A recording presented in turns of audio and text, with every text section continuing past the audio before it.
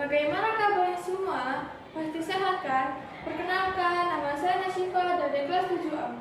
Pada kesempatan kali ini, saya akan menceritakan cerita rakyat Lampung, yaitu tentang Sultan Domas. Selamat mendengarkan ya. Legenda Sultan Domas. Dahulu, di Lampung ada sebuah kota bernama Sukadana. Di sana, hiduplah seorang pemuda yang hidupnya serba kekurangan. Namanya adalah Domas. Setelah orang tuanya meninggal dunia, dia jarang keluar dari gubuk reot peninggalan orang tuanya. Sehari-hari, Domas mencari ikan di sungai tak jauh dari tempat ia tinggal. Pada suatu hari, saat sedang mencari kayu di hutan, ia dikejutkan dengan kepulan asap dari arah gubuknya. Aduh, sepertinya itu kepulan asap dari arah gubukku.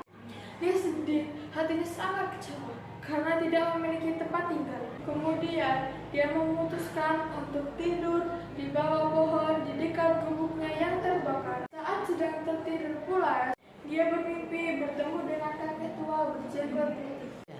Kakek itu berkata kepadanya, "Nak, pergilah ke arah selatan dan menemukan sungai yang dikelilingi banyak pohon besar."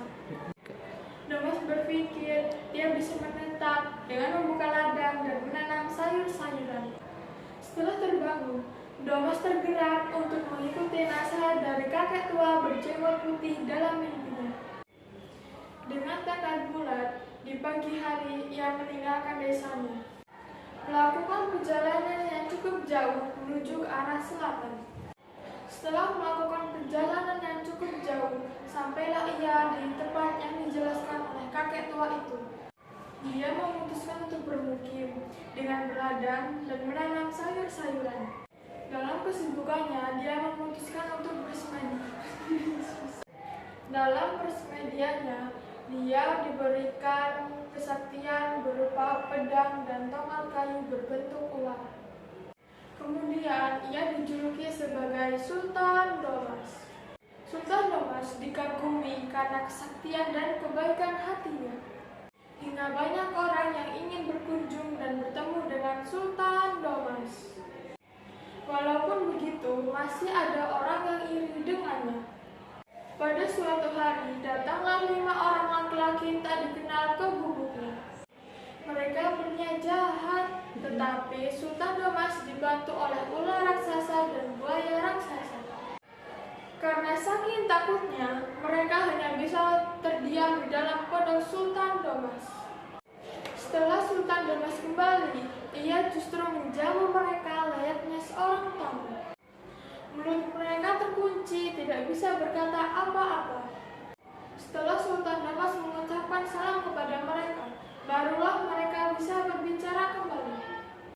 Mendengar cerita tersebut, banyak orang yang ingin bermukim di pemukiman Sultan Domas, hingga menjadi sebuah pemukiman yang sekarang dikenal sebagai Wais Kampung.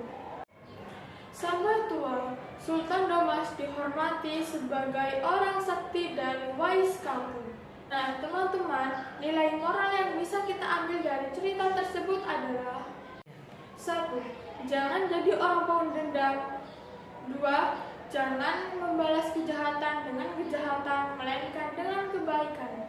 Teman-teman, sampai sini dulu ya ceritanya. Terima kasih. Assalamualaikum warahmatullahi wabarakatuh.